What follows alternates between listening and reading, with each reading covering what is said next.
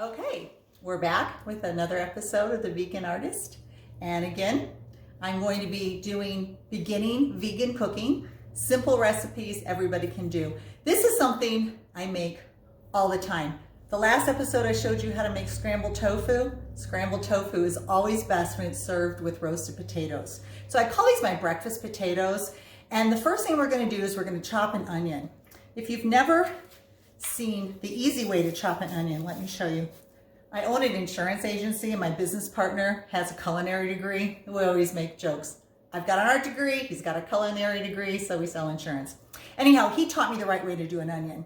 So what you do is you peel the onion, but you leave that end on so it stays intact, and then you make a little slit horizontally, make your vertical slits, and you can hold on to the onion much better this way.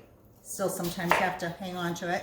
Then chop it the opposite way, kind of like a crisscross.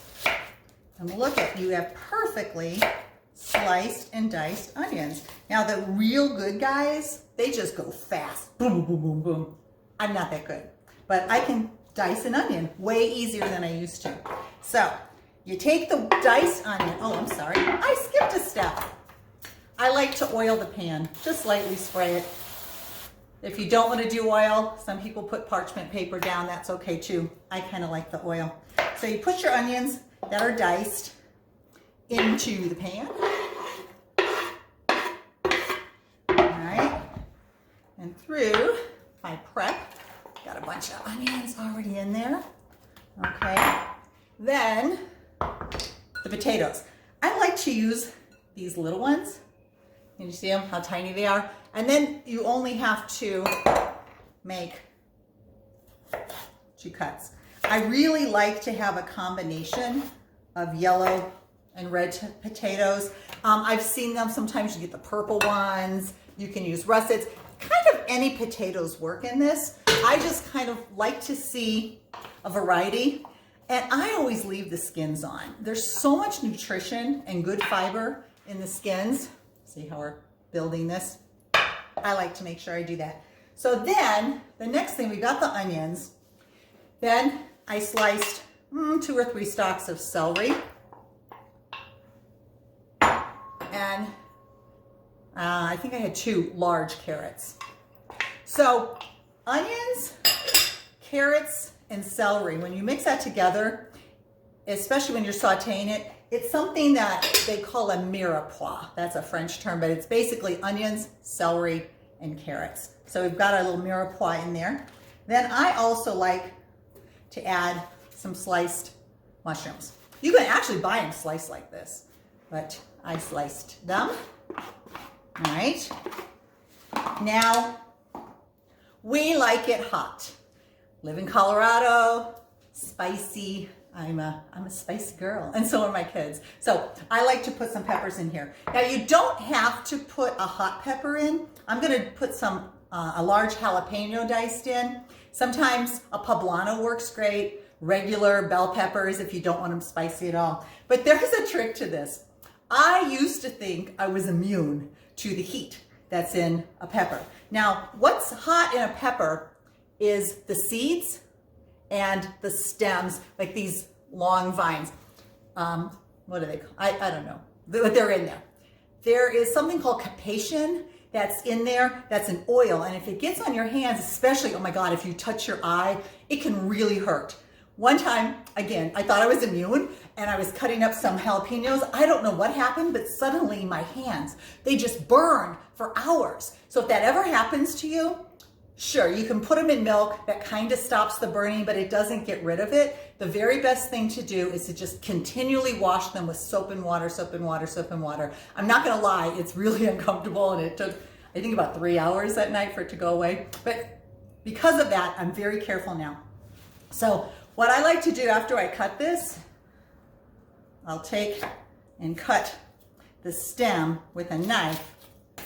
And then I always use a napkin now, or you can put rubber gloves on, but I actually take the seeds and the veins inside with the napkin and I kind of pull them out that way. That way I'm protecting my hand. It was such an awful, painful experience. I kind of never want to go through that again. So then we just finish chopping this.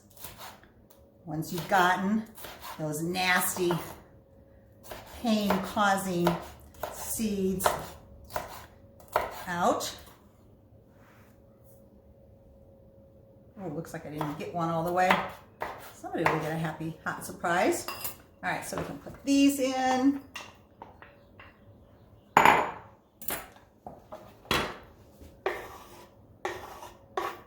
You see what I'm doing?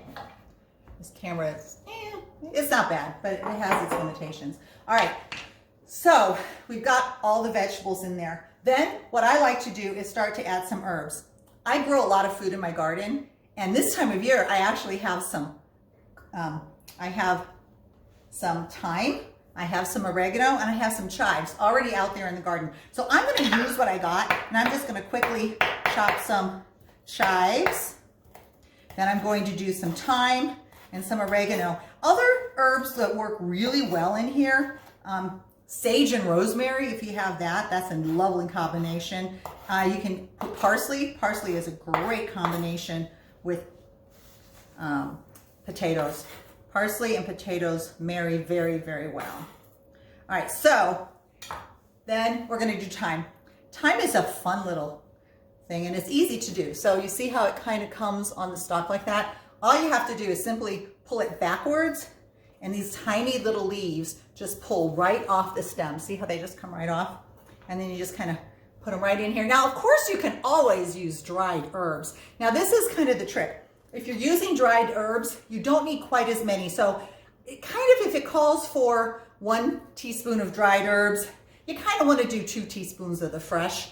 The dried herbs get just a little bit potent when well, unless they've been sitting there too long. If you've got something that's been sitting there for 4 or 5 years, it may not be as potent.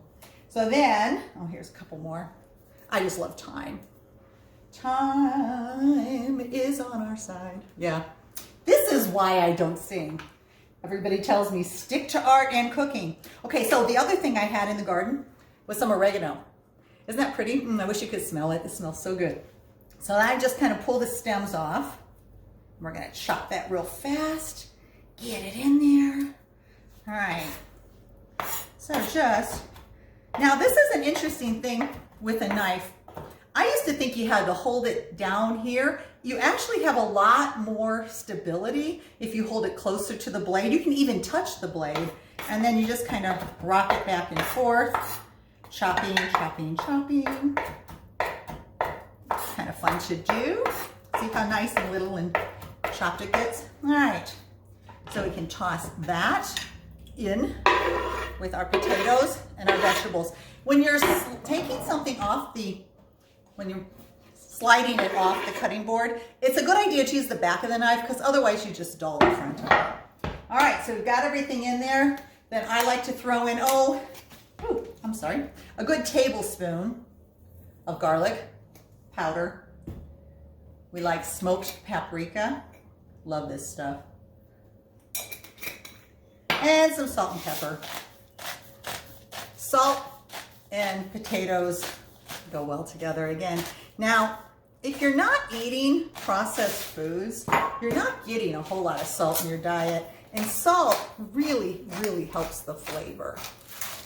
All right, so stir it up. We're going to cover it with some foil. And we're going to put it in the oven, but guess what? I've got one coming out. So we'll see how it turned out.